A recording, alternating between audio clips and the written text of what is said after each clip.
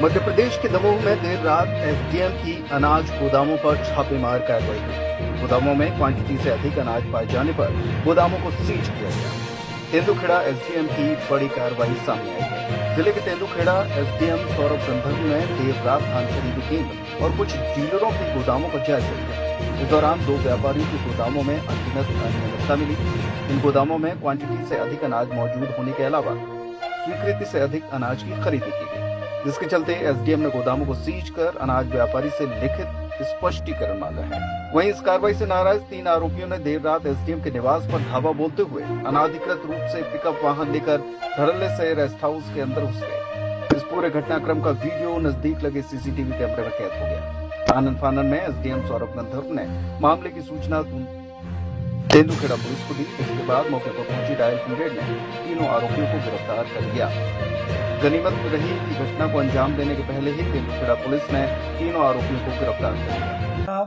बीते रात को हमने 2 दुकानों का जो खरीदी दुकानें हैं, लाइसेंसी दुकानें हैं, जिनके पास किसानों से माल खरीदने का, अनाज खरीदने का लाइसेंस है, उनकी हमने गोदाम और दुकानों का औचक निरीक्षण किया था, जिसमें मुझे दोनों ही दुकानों में उनकी क्षमता से ज़्यादा जो है अनाज पाया गया और दूसरा अपनी अनुज्ञप्ति से ज़्यादा एक दुकान में हमें उनकी खरीदी पाई गई। उसके लिए हमने उनकी दुकानें तत्काल सीज करी थी और उनसे स्पष्टीकरण मांगा है।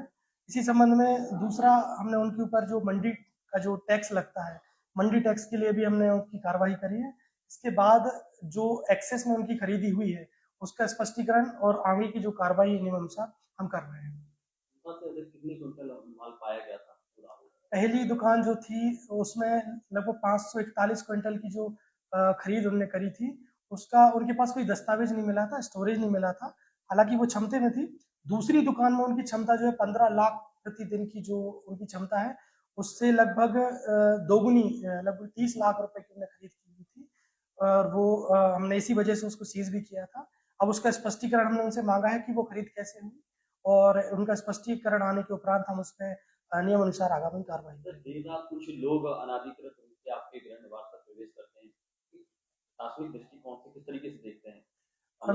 मेरा मानना ये है कि वो जो कुछ अशिक्षित लोग थे, उसमें एक किसान भी था, उनको गुमराह करके मेरे पास भेजा गया था कि जो गोदाम सील करने की जो हमने कार्रवाई करी थी, उस वजह से उन किसान का जो है पेमेंट वगैरह रोकी गई थी और वो अनाधिकृत रूप से मैं जहाँ पे रुका हुआ हूँ रेस्ट हाउस में, वहाँ पे वो लोग आए थे और तत्काल फिर उनको जो है हमने पुलिस के हवाले भी किया था। इस प्रकार की चीज़ें नहीं होनी चाहिए, क्योंकि पहली चीज़ ये है कि हम पूरे नियम और कानून के दायरे में रहकर अपना काम कर रहे हैं, तो इस प्रकार की चीज़ों को प्रमोट नहीं करना चाहिए।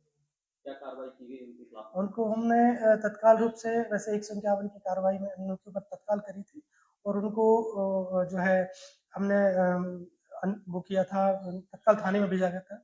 151 के उनके ऊपर बाउंड ओवर की कार्रवाई हम कर रहे हैं। ठीक है, ओके।